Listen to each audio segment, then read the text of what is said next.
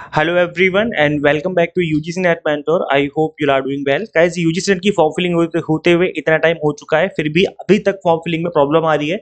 जैसे ओबीसी के सर्टिफिकेट को लेके एक बहुत बड़ा डाउट आ रहा है कि सर अगर हमारे पास सेंट्रल वाला सर्टिफिकेट नहीं है तो कौन सा अपलोड करें, स्टेट वाला चल जाएगा या फिर नहीं चलेगा। इसके अलावा ईडब्ल्यूएस सर्टिफिकेट को लेके भी प्रॉब्लम आ रही है। कई स्टूडेंट्स का तो लॉगिन ही नहीं हो रहा है। लॉगिन एक बार आपने रजिस्ट्रेशन कर लिया तो उसके बाद लॉगिन नहीं कर पा रहे हैं। फी पेमेंट में अभी तक प्रॉब्लम देखने को मिल रही है।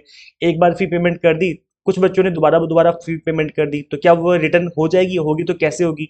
तो कंप्लीट आज की इस वीडियो में इन सभी चीज़ों को लेकर के डिस्कस करेंगे। इससे पहले हम आगे बढ़े, मैं आपको बता दूं कि मैं इस चैनल पे आपको यूजीसी नेट से related assistant professor and PhD से रिलेटेड अपडेट देता रहता हूं।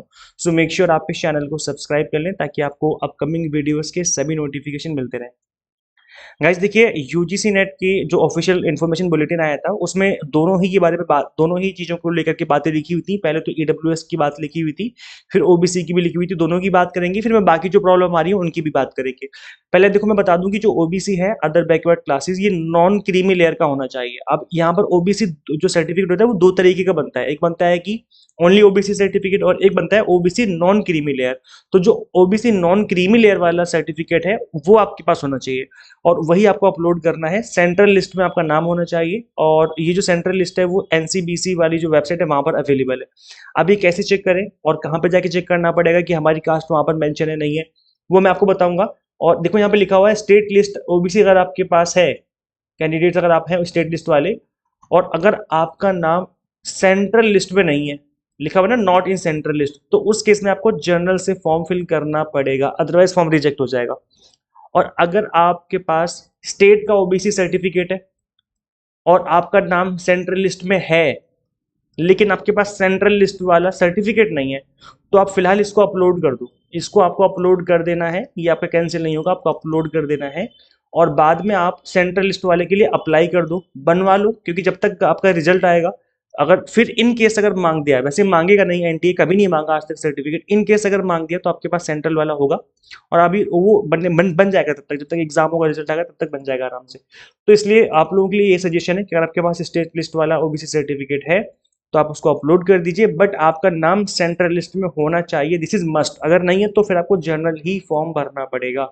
और ये जो ओबीसी सर्टिफिकेट बहुत पुराना नहीं होना चाहिए। ऐसे नहीं कि 2010 का 2008 का बना हुआ है, ऐसा नहीं। 2-4 साल, 5 साल, इससे भी ज्यादा लेट मत करना। वैसे तो ये 3 साल, 2 से 3 साल तक ही वैलिड रहता है, लेकिन बहुत ज्यादा अगर नया हो तो अच्छी बात है, लेकिन बहुत ज्यादा पुराना भी नहीं होना चाहिए। ऐसे नहीं 8-10 साल पुराना सर्टिफिकेट अपलोड कर रहे हो तो फिर दिक्कत हो जाएगी। अच्छा, यहाँ पर ये लिस्ट में कैसे चेक करेंगे कि आपका नाम है सेंट्रल लिस्ट में नहीं है?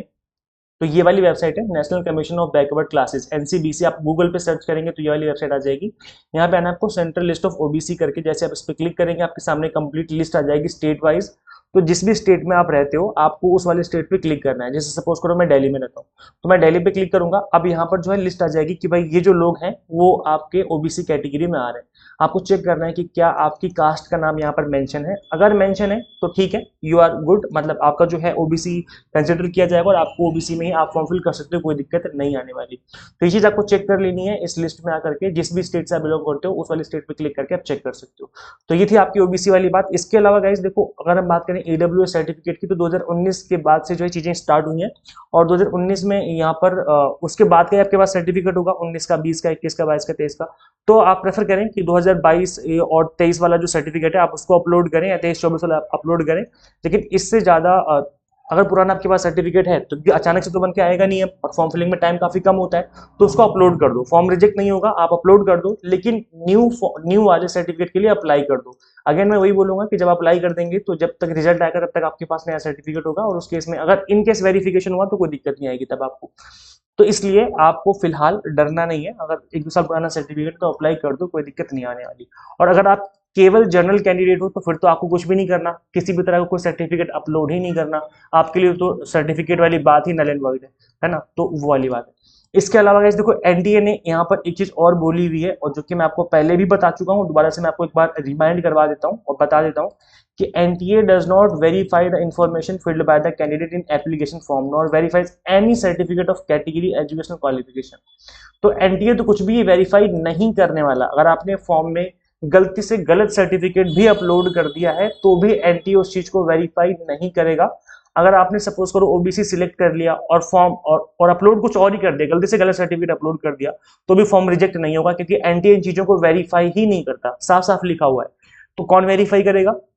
ये चीजें वेरीफाई होती हैं जॉब के टाइम पे, जब आपका रिक्रूटमेंट होगा गवर्नमेंट कॉलेज में, गवर्नमेंट यूनिवर्सिटी में, तब उस टाइम पर आपका जो सर्टिफिकेट है वो चेक किया जाता है, वहां पर वेरिफिकेशन होता है। तो उसमें काफी टाइम है, इस वजह से आप अभी किसी भी तरह की कोई प्रॉब्लम जो आपको आ रही है उसको इतना ज्यादा माइंड पे ना लो, और आप अपनी प्रिपरेशन पर फोकस करो, फॉर्म फिल कर दो, कोई दिक्कत नहीं आने वाली। अच्छा, इसके अलावा एक दो प्रॉब्लम और आ रही है जो कि आपको समझाना जरूरी है। देखो, आज 20 तारीख को मैं वीडियो बना रहा हूँ, 28 तारीख लास्ट डेट है फॉर्म फिलिंग की, तो उससे पहले फॉर्म फिल कर देना। लॉगिन में अगर दिक्कत आ रही है, लॉगिन नहीं कर पा रही हो, तो मॉर्निंग में ट्राई करो, मॉर्निंग में 6 7 8 बजे के आसपास ट्राई करो, या फिर रात को ट्राई करो 10 11 12 बजे के आसपास, तो वेबसाइट सही से काम करती है। तो आप ये चीज ट्राई कर सकते हो। अगर 2 बार पेमेंट कर दी है तो एक पेमेंट जो है आपकी वापसी आ जाएगी, उसको वापस लाने के लिए आपको मेल करना पड़ेगा, और मेल करने के लिए आपको, मैंने आपको पहले भी बताया था कि जो फॉर्म फिलिंग वाली वेबसाइट है, यहाँ पे आप देख सकते हो हेल्पलाइन नंबर गिवन है और ईमेल आईडी भी गिवन है, तो आप इस पे मेल कर दो। साथ में एनटीए को भी आपको मेल कर देना है, आप कंप्लीट डिटेल के साथ मेल करना। अगर एसबीआई वाला सर्वर आपने यूज किया था, या केनरा बैंक वाला यूज किया था, या फिर नीचे आईसीआईसीआई का भी गिवन है, तो यहाँ पर मेल आईडी मेंशन है, आप इस पे मेल कर दीजिए, सभी पे मेल कर दो, और कंप्लीट डिटेल के साथ मेल करना है। ऐसे हवा में मेल मत कर देना, तो रिप्लाई नहीं आएगा।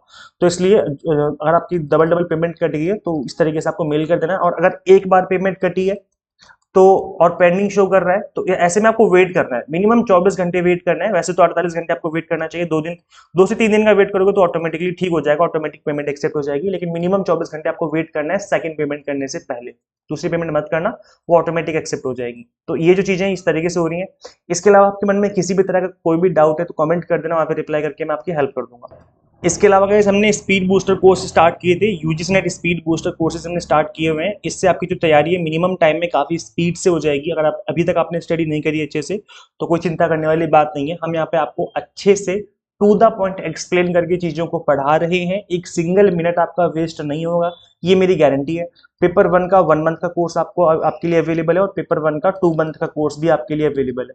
यहाँ पर लैंग्वेज की कोई दिक्कत नहीं है, इंग्लिश हिंदी दोनों में चीजों को हमने एक्सप्लेन किया हुआ है, तो किसी को भी कोई दिक्कत नहीं आने वाली। 100 मॉक टेस्ट है, कंप्लीट थियोरी लेक्चर्स हैं, ऑल 10 यूनिट्स के, एक एक टॉपिक को हमने बहुत ही ईजी वे में एक्सप्लेन किया हुआ है। तो आपकी जो तैयारी है मिनिमम टाइम में काफी अच्छे से हो जाएगी। और कोर्स फीस भी हमने अनबिलीवेबल रखी हुई है। 1 मंथ की जो कोर्स है 1999 है, और जो 2 मंथ है वो 2499 है। ये जो फीस है 14-15 अक्टूबर तक ऑफर था, लेकिन इसको हमने अभी तक एक्सटेंड करके रखा हुआ है, आप इसको अभी भी अवेल कर सकते हो। 20 और 21 तारीख लास्ट डेट रहेगी इसको, इसके बाद ये जो ऑफर है वो बंद हो जाएगा। तो इससे पहले आप अवेल कर लीजिए, अदरवाइज ये ऑफर जो है वो बंद हो जाएगा, उसके बाद इसमें आप एडमिशन नहीं ले पाओगे। पेपर 1 के अलावा यहाँ पर commerce, management and pol science भी अवेलेबल है, तो आप इसके लिए भी एग्जाम टारगेटेड कोर्सेज ज्वाइन कर सकते हो। सो इन सभी कोर्सेज को किस तरीके से ज्वाइन करना है मैं आपको ये बता दूं। आपको सिंपली गूगल प्ले स्टोर से UGC NET mentor app install करनी है। अगर आप iOS यूजर है तो उसका लिंक भी आपको इसी वीडियो के description box and comment box में देखने को मिल जाएगा।